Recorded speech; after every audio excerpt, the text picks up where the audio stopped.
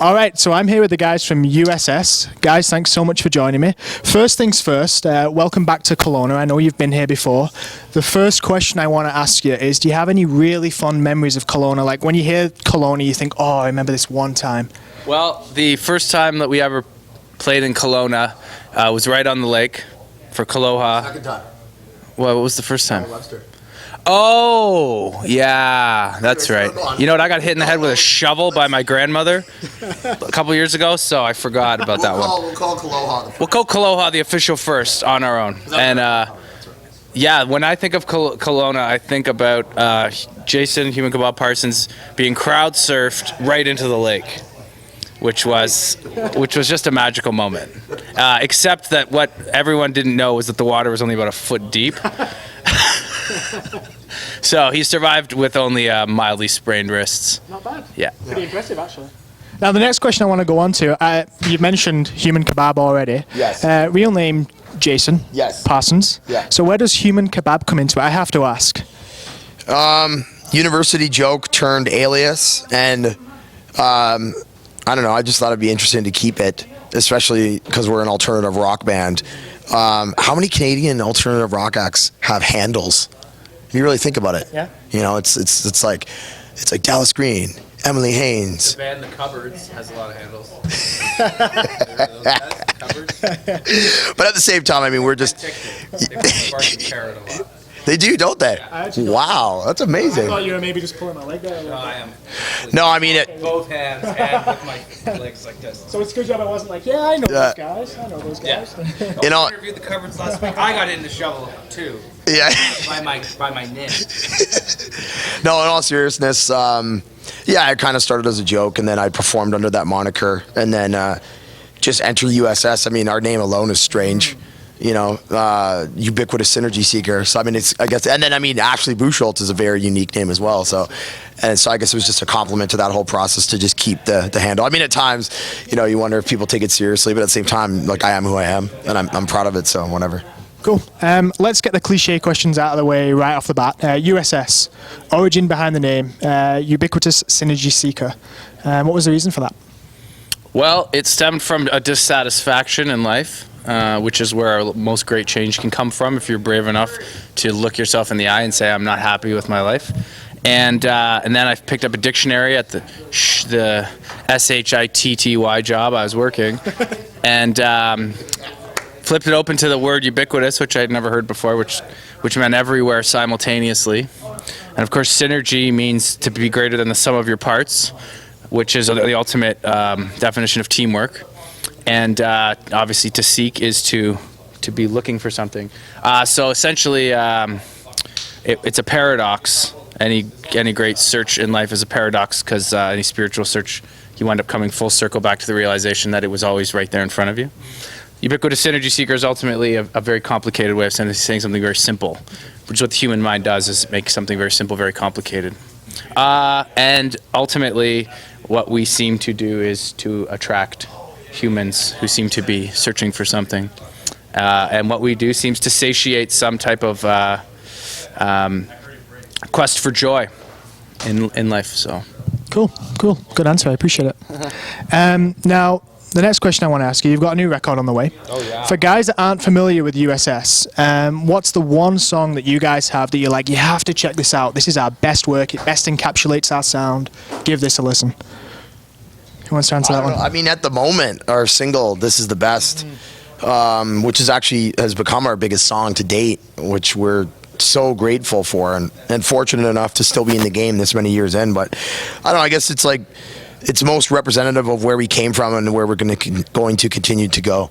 And it's everything from, you know, electronic dance music to, you know, alternative rock to like a giant chorus and everything that we set out to do initially and with a little bit of a heavier edge to it. I would say it's probably our heaviest song to date. Absolutely.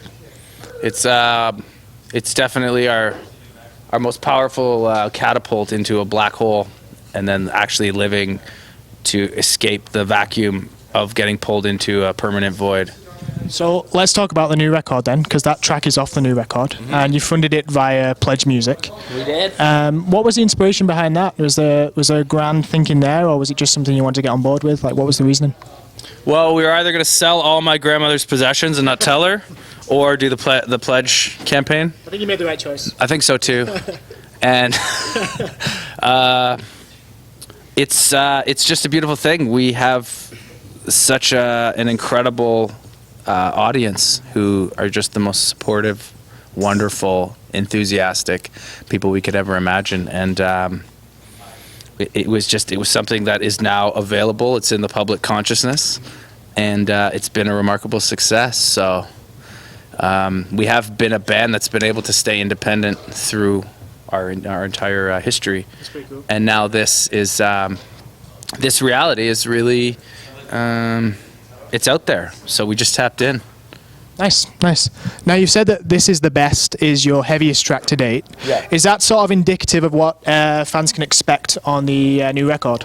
Well, actually, I would say that if you were looking at the color spectrum, this was definitely a song that pushed into the darkest blue that we've ever gone. Our first EP started in oranges and yellows and reds, and this one is like in like the deepest, darkest blue purple with like, and so it's. Are you one of those people that sees music in color? I just have to ask that. Where would you say? I mostly see music. I mostly taste music. So this album is. No, I'm just kidding. Explain. Well, it's like salsa, avocado. I was expecting kebab. He does though. Yeah, but in the studio he does speak like that. I always, I realized that one grand realization I've had this year is that I've felt so disconnected and such a separate little fragment of and so my synergy seeking has been involved reconnecting with, like unifying with the whole, actually looking people in the eye. I had never performed without sunglasses until this year, so I'm actually starting to connect with other people. And I realized this year that why do I use analogies for everything constantly? It's because I've never actually felt what anything is like, so I had to become really good at describing. This would be like, a dolphin going through a car wash while listening to Frank Zappa. Like, as opposed to like, have you ever been in love? I don't know what that feels like. So that's what I mean. That abstract correlation is my attempt at connecting.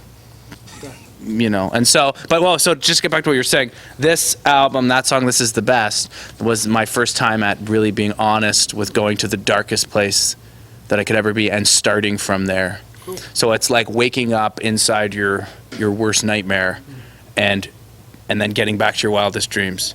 Where as opposed to other places that I've been in life, it was kind of maybe starting at waking up in a dumpster, which isn't the worst place to wake up, because at least you're in an alley, you're in a city. But, so. Well, let's keep on that track a little bit. You're obviously a guy that's got a great way with words. You've mentioned descriptions. The next question I want to ask you, and it's my last question actually, is... What's the origin of the name Vince? Well, go ahead if you want. Go ahead. Vince means to conquer. Now we know. So, and you conquered Value Village when you picked up this stunning blazer. Thank It's you. soft. Thank you, I know. It feels like my sister's skin when she was 4. Being like, oh, Ben Sherman gave me this for interviews. I should have, shouldn't I? I should have lied about A it. small wardrobe behind us.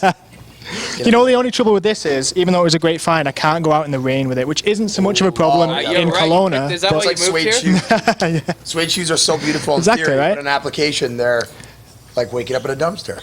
Did you know that when Kelowna was invented, they flipped a coin, they were going to call it Perfuma or Kelowna, and they picked Kelowna. Wow, I've never made that connection before. Kelowna. Okay, my last question, and then I'll let you guys go. If you were to describe your sound, and you've done it in many other places in some really nice ways, how would you describe it today? Oh, I didn't let you finish the question. No, you know what? We talk about this all the time. Haven't we gone back to Drum and Strum?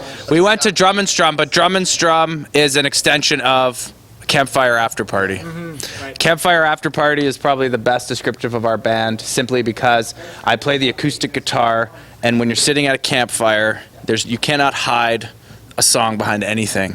And with the right perfect song at a campfire, everyone is connected, right? And everyone shares this commonality.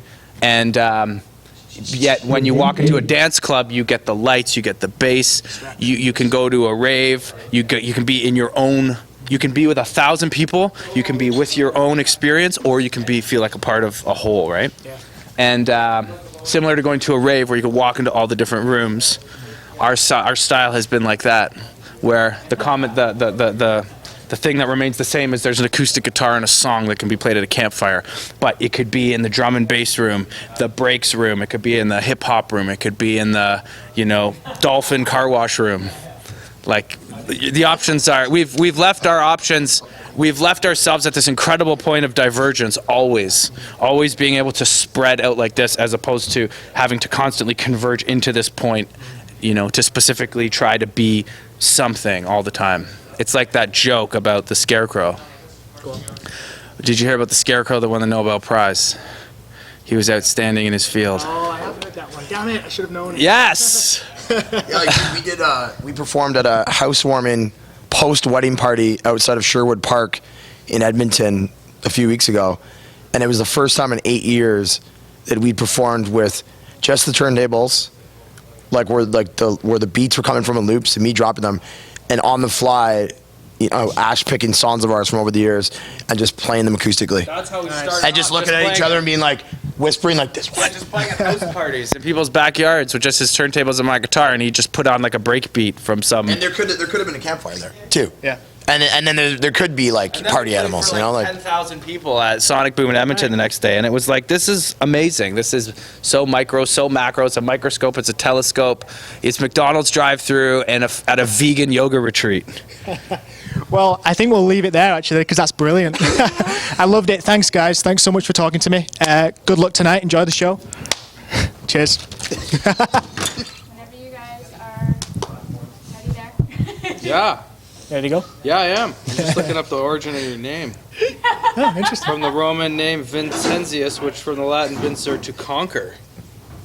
I did know that. To conquer interviews. So now we know. Yeah. We got some background on you. We can give you some background on us. There we go. I do hope this is recording right now. Is this on? It's on, Yeah. right? Okay, good.